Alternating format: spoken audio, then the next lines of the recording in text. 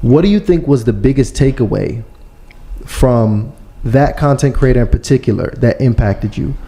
What was the biggest takeaway, or what empowered you from her in particular, that made you feel that safety and security? Like, what was it, a particular lesson or principle that was given to you? I think that a lot of times, like I stated before, that women are taught that their value is in what's between their legs.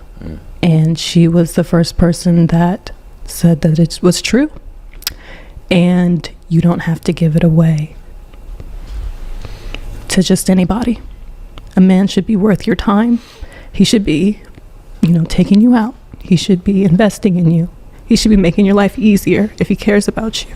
And that's what I took away from it. I think that makes sense. I want to ask you this because, right now, hindsight, with where you are today, do you feel like that was the healthiest content to digest, or do you have any regrets in really watching that content to help guide your decision making?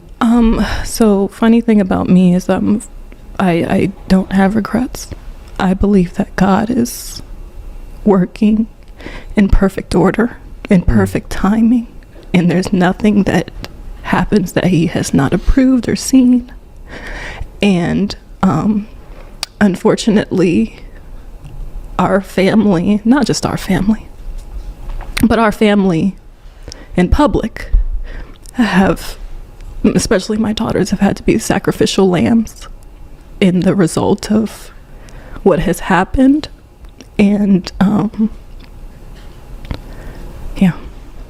So now let's talk to me about meeting your husband now, because I can imagine her daughter.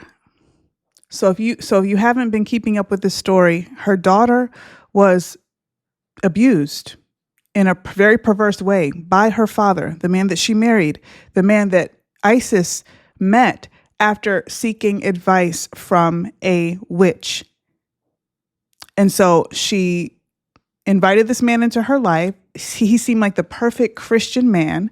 And they had 2 kids together, I think, maybe 3, but 2 of his daughters, he SA'd. His biological daughters, these were not his stepdaughters.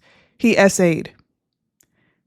And it was very tragic, and it still is. And even listening to her and seeing her, her voice is trembling. She can barely keep herself together because clearly the trauma is so shocking. It runs so deep. These are her babies. But before I show you the next clip, I have to share my perspective on this because I understand her perspective that God divinely orders everything. He doesn't let anything happen that he doesn't want to happen. It's all orchestrated by him. But God also gives us many standards, expectations, commands that we have to abide by. And if we choose with our free will to open up the doors to many things, things can unfold in our lives to harm our children, harm ourselves, to just cause destruction and harm and peril all throughout our life.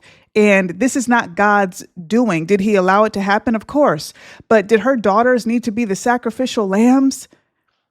Absolutely not. This could have been prevented. And this isn't judgment towards her, but sometimes the Christian narrative, how we look hindsight, instead of saying, yeah, she may not regret it, but absolutely I took advice from the wrong person. Absolutely, this woman has disclosed that she's a witch. If I look back in all of her content, this woman is not a woman that is coming from a Christian perspective. So as a Christian woman, I should have never listened to her. It's okay to say that.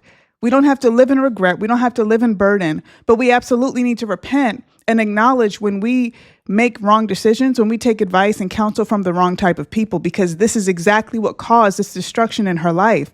Her openness to receive advice from a wrong person, and now looking hindsight and not even seeing where she could have made a different decision, that her daughters somehow were divinely ordained to be sacrificial lambs. And this is just what God wanted the entire time. No, I don't agree with that at all.